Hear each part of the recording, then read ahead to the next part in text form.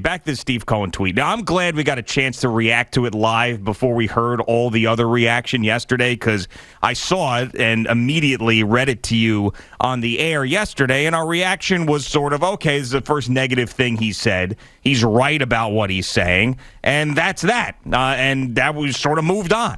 The way that people reacted to this, not only prior to the game, but then after the game, when they win the game and they score some runs and get some clutch hits, is just so over the top. And if I hear one more George Steinbrenner reference to this tweet, I am going to puke. He is not George Steinbrenner. He's not even close to how crazy George Steinbrenner was.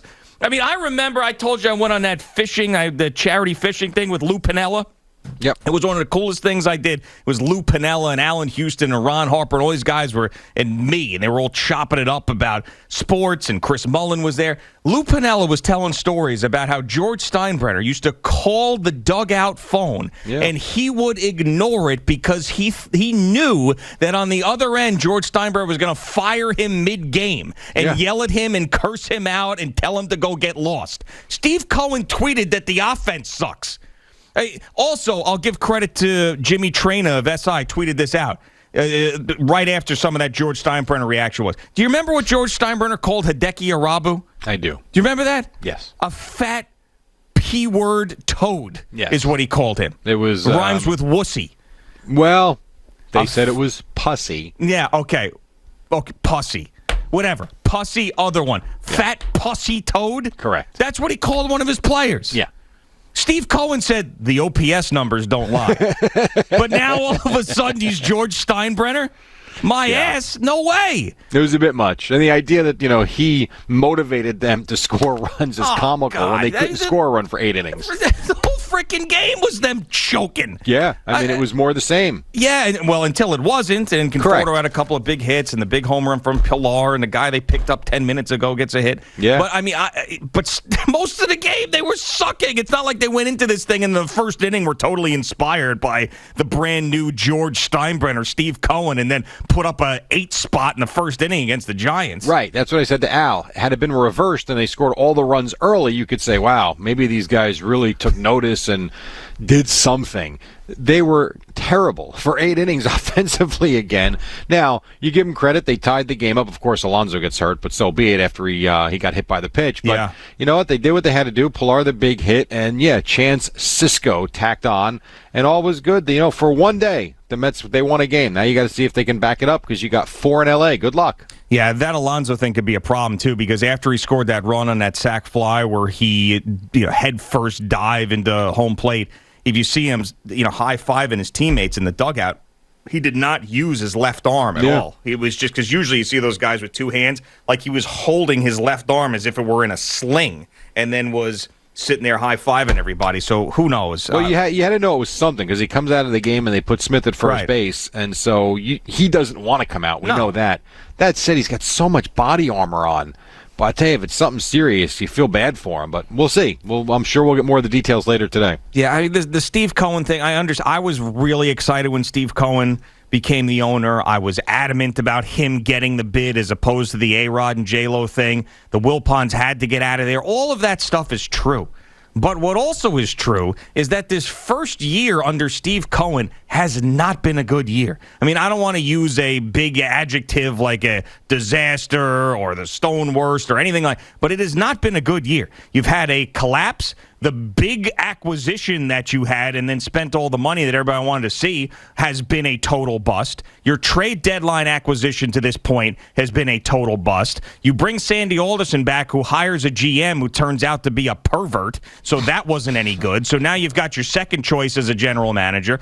So just because you have money and you have resources doesn't mean that it's going to work out. I mean, I'm old enough to remember the Wilpons spending money.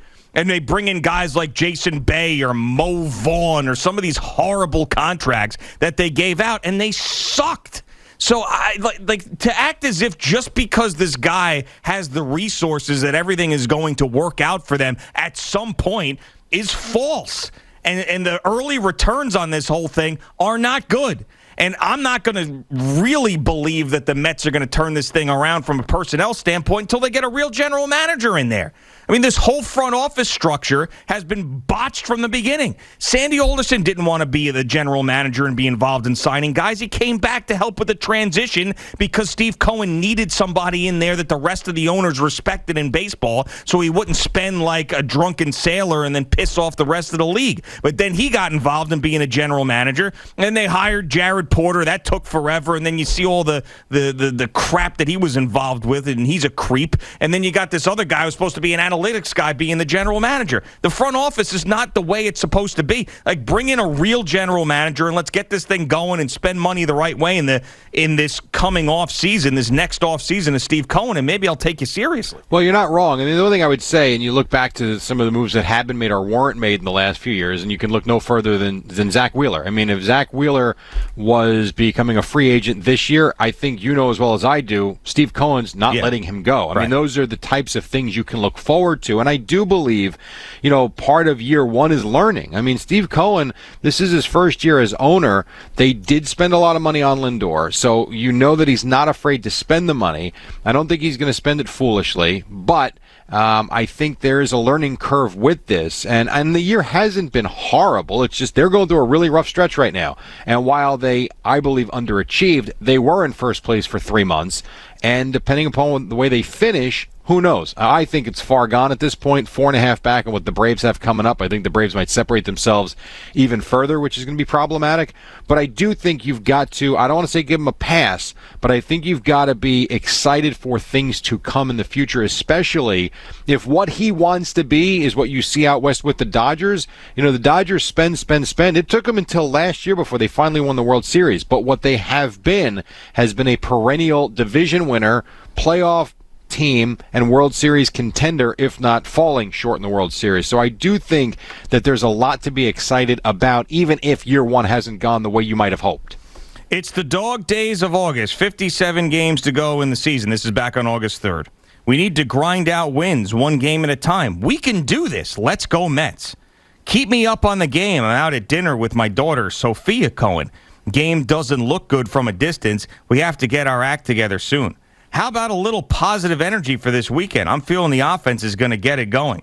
I just visited the players in the clubhouse. They are ready in a good frame of mind for this game. This is George Steinbrenner. After one tweet where he says that the offense needs to pick it up, we're calling this guy George Steinbrenner. I'm not. I mean, it's just how many people are? I mean, you have got columns written about it this morning in the papers. Steve Cohen fires off George Steinbrenner tweet. No, he didn't. No. That was impressive by a loop. I mean, this is what he tweets out. This guy's the most positive man, the owner on Twitter. Weather looks great. We're going to get the game in. Gutsy win for all the naysayers out there. George Steinbrenner is like, our team sucks, you're fired, and this guy's a fat pussy toad. Yeah. That was George Steinbrenner. We didn't win the World Series. Season failure. Yeah, exactly. I mean, that was him every year. They didn't win the World Series. We failed. I don't know. We've lost our minds. We've forgotten who the George Steinbrenner was. We've forgotten all of that, apparently. I mean, and everybody wants that to be the standard. And I understand why, because you want accountability when your team stinks. But there was also a lot of negative that came with that. Oh, for sure. Oh, he's crazy. Yeah, right. I mean, that's a tough environment to work in. I mean, look at how many times he hired and fired Billy Martin. Right, like the same day. Yeah. There were times it would be like in the same day. Oh, unbelievable. Yeah, this guy is not George Steinbrenner. Now, I think he's going to be active, and I think that's a good thing. But to compare him to George Steinbrenner, that is a major reach. All right, we've got CeeLo joining us today, and he's going to give you all the details on the Mets and Yankees. Is CeeLo living there at this point? Yeah, I know. It's incredible. This is what happens. It's CeeLo time. It's summertime for the CeeLo. It's Lepresti every single day. So I think that, and then in the fall he disappears, and then we'll hear from him once in a blue moon. If Boomer has to take a day off for a charity golf tournament or something, we'll see CeeLo once for 5 months. And he does all his shifts over at Sirius and complains about he doesn't have a full-time job. So this is the time where we need to get CeeLo, and we will enjoy him. And he'll play all the positive Yankee stuff from yesterday when there was a lot of it. And they almost blew the game again. It's like they can't. There's no rocking chair wins in Yankee land, as they have to go to Litke and pull Aroldis Chapman out of this game. And that's the concern, right? The fact that Chapman goes in with a 4-run lead and you can't even finish the game out.